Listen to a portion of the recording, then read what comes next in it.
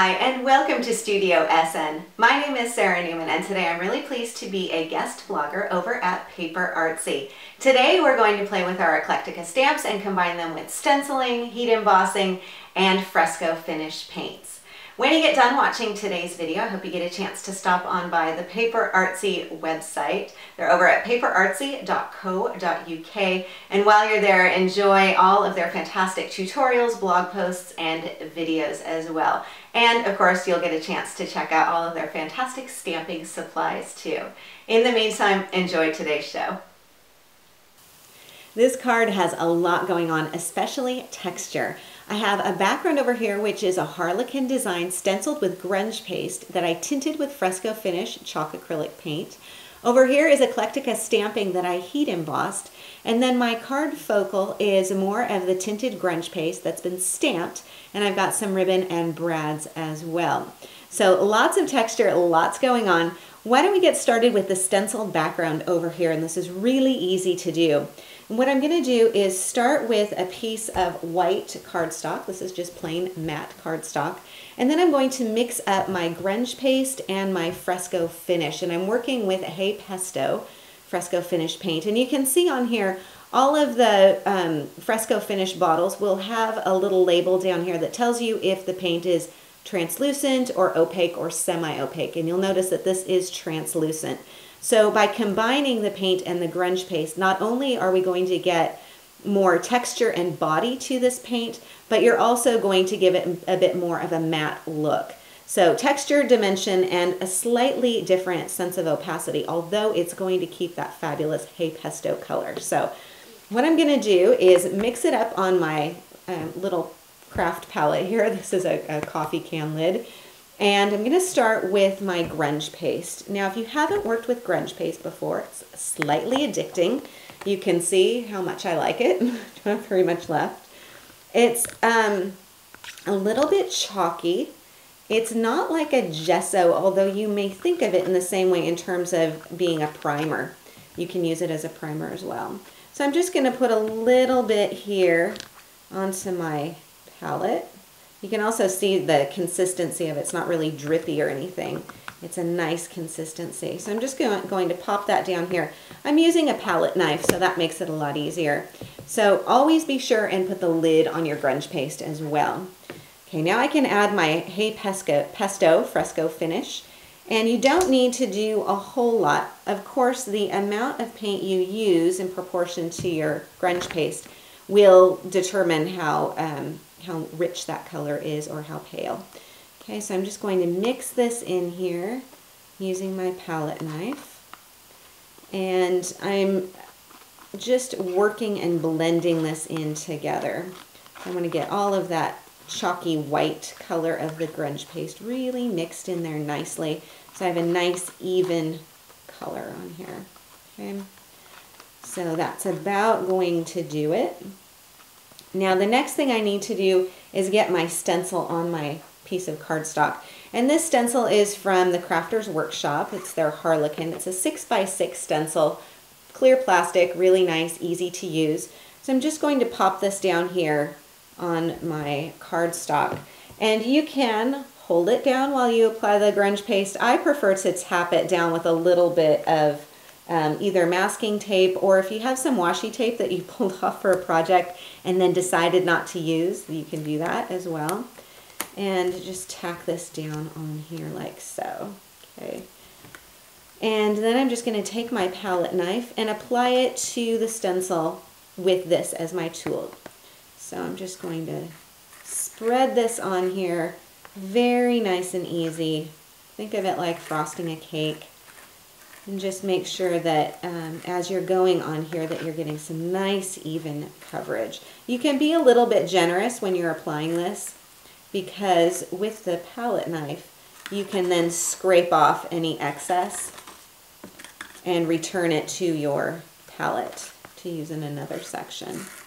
Okay, so you'll apply this on here. Make sure that you get all of the various areas of this stencil design.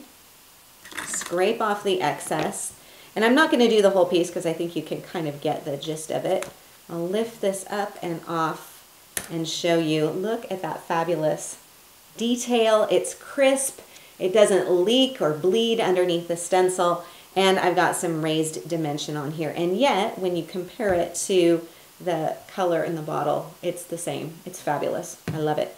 Now, I still have a little bit of my hay pesto on my palette, so I'm going to go ahead and put the remainder of it onto a little piece of cardstock.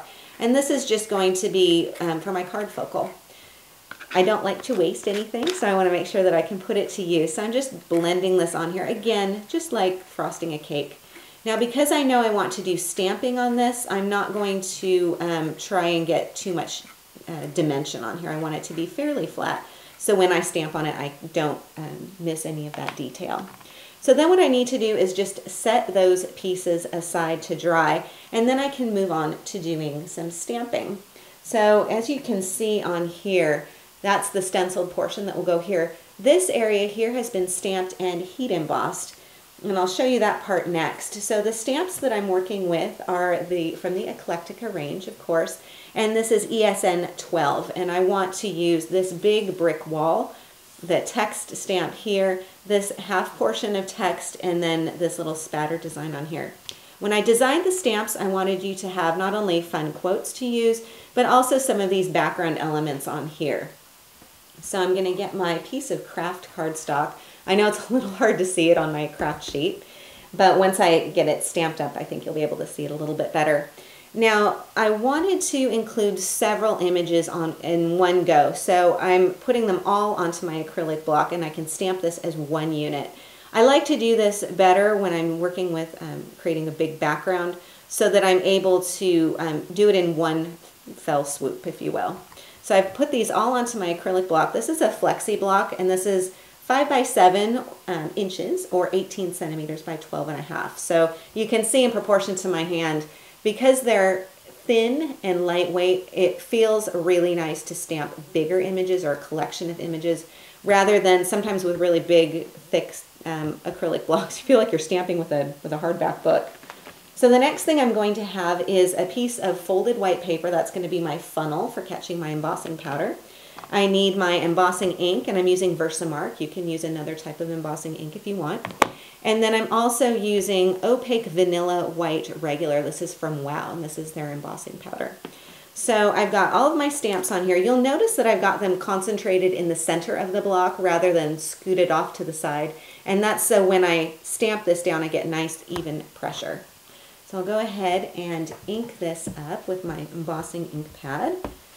And just make sure that you've got this all nicely inked. And get all of the areas on here. And then turn it over and stamp it down. Again, nice firm pressure. You'll notice I'm not rocking from either side. Using the palm of my hand. It helps to stand up, but I can't stand up right now because I'm filming this. So normally I would stand up and really get some nice even pressure on there. Then what I can do is lift this off. I've got, you can see the shadow of that. Put this into my folded piece of paper, and then immediately sprinkle with this embossing powder, which I do not have very much left, so I'm trying to be a bit sparing.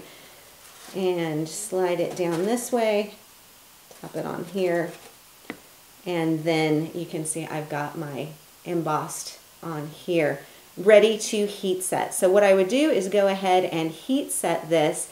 When you heat set it with your embossing tool, you do want to allow yourself a little bit of time because it's a lot of space on here. So you will need to give yourself some time when you're doing the heat embossing, and then also remember that you'll need to let it cool for a bit.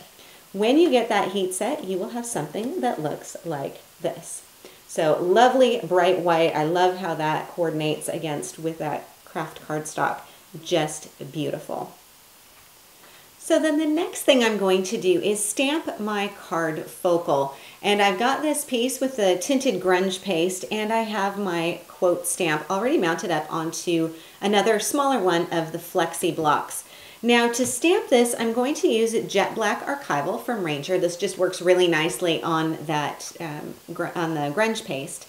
And remember, I didn't make this too thick, so I should have a nice even surface or fairly even surface on which to do my stamping. So I'm just going to go ahead and ink this up and turn it around and place this down on here. Give a nice, firm, even pressure and then lift that off.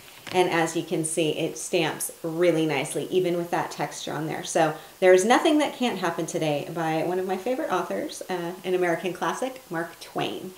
Now, before I go ahead and add this onto my card, I edged it with a little bit of the vanilla opaque fresco finish. And that was just to give a little bit of a frame to it and also to coordinate this with the vanilla embossing over here.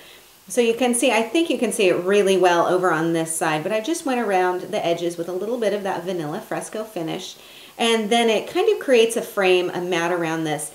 It contrasts with the pink underneath and coordinates beautifully with that vanilla. Now the pink paper that I have here is a piece of pink cardstock, just regular white matte cardstock that I painted with candy floss fresco finish. Now the candy floss is opaque, as you can see here, and also you can see how opaque it is because I got a thumbprint on here with that paint, and it completely covers part of the label on there. So you can tell it's really opaque. Just one coat on here and it's ready to go, and which is really nice. You don't need to spend a lot of paint on there to get a nice even finish. So I created this matting piece here as well as this one down here, and then can easily assemble everything together. So this piece has been mounted up on foam tape, some brads in each corner, then a little bit of that pink painted paper, some white paper, a bit of ribbon that's been knotted and then wrapped around there. And then I've got my two pieces here, the embossed and the stenciled. Now, something that you may or may not have noticed right away is that proportionally, I've got more of this craft paper than I do of the stencil paper, and this is deliberate. I didn't want it to be too half-see, half-see. I wanted it to be a little bit more of one or the other. And the reason for that is because it just creates a bit of visual interest. It's very subtle. You may not have even noticed it, but it is a little bit more visually interesting. It's just something a little bit different. Now you'll notice that echoing that same design element, I've added more space over on this side of the card focal. So more space over here, that pink, more space over here with the craft cardstock. So it balances really nicely. So that's how I've created that focal piece on there. These two have been matted on white, and then of course on the pink painted paper, and then up on my card front. So this is how you can add texture and eclectica style to your cards, featuring grunge paste and a little bit of fresco finish. I hope you enjoyed today's show. A big thank you to the folks at PaperArtsy for inviting me to be a part of their blog today. For more inspiration and to check out the eclectica stamps and other fabulous PaperArtsy supplies, do be sure to stop by their website at paperartsy.co.uk. Of course, you know you can always stop by my place at saranaumann.com, and while you're there, I would love if you subscribe to my weekly email newsletter. Thank you so much for joining me on Studio SN, and I will see you again next time.